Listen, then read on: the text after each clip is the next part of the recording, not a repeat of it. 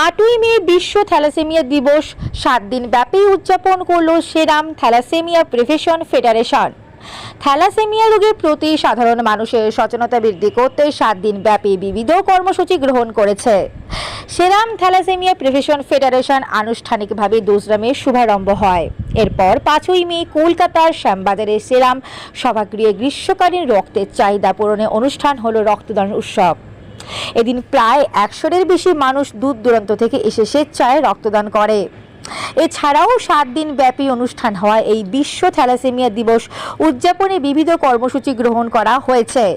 Thalassaemia রোগ সংক্রান্ত বিবিধ তথ্য মানুষের সামনে আনা যাতে আগামী সময়ে ম্যালাসেমিয়া মুক্ত সমাজ গড়ে উঠতে পারে। এই দিন অনুষ্ঠানে সংস্থার পক্ষ থেকে উপস্থিত ছিলেন সংস্থার সম্পাদক সঞ্জীব আচার্য, ডক্টর প্রভাত ভট্টাচার্য, তিনকৌড়ি দাও সহ অন্যান্য বিশিষ্ট ব্যক্তিরা।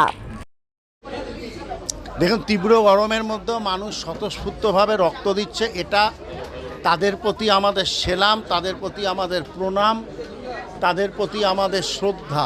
এবং এটা বাস্তব যে আপনি যদি মানুষের সঙ্গে সারাটা বছর ধরে বিভিন্ন কর্মসূচি এবং নিঃস্বার্থভাবে থাকেন, মানুষ আপনাকে সাড়া দেবেই।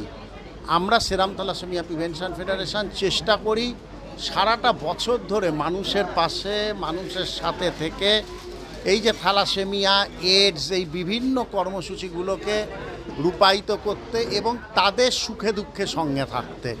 এটা নিশ্চিতভাবে আমরা করি, করবার চেষ্টা করি, করতে পারি। উপরওয়ালা আছেন, তার শক্তিতে আমরা করবার চেষ্টা করি, মানুষের সুখে দুঃখে সত্যি করে থাকবার চেষ্টা করি। তো মানুষও তার প্রতিদান দেয় বিভিন্ন রকম উৎসবে, যে সারা সপ্তাহব্যাপী অনুষ্ঠান। আজকে রক্তদানটা দেখছেন, এর জন্য আমাদের একটুও প্রস্তুতি নেই। প্রস্তুতি নেব কী করে? 2 তারিখ থেকে তো অনুষ্ঠান শুরু হয়েছে, আবার আগামীকাল পরশু সারা শহর জুড়ে অনুষ্ঠান। কিন্তু প্রস্তুতি না নিয়েও রক্তদান হবে, কারণ আমাদের সেরাম থ্যালাসেমিয়া প্রিভেনশন ফেডারেশনের সদস্যরা আর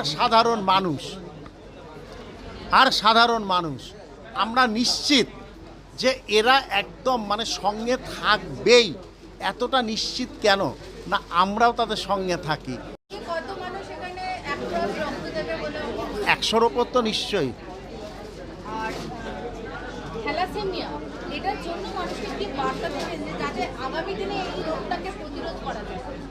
বার্তা তো একটাই, আপনাদের সমস্ত চ্যানেলের মধ্যে দিয়ে বার্তা একটাই, জন্মানোর 1 বছর পর থেকে বিবাহের আগে এই সুদীর্ঘ সময় একবার বাহক রক্ত পরীক্ষা করান, থ্যালাসেমিয়া বাহক রক্ত পরীক্ষা। আর বাহকের সঙ্গে বাহকের বিবাহ না দেন, কারণ বাহকের সঙ্গে বাহকের বিবাহ হলেই পরের প্রজন্ম এই মারণ রোগটা নিয়ে পৃথিবীতে আসবে।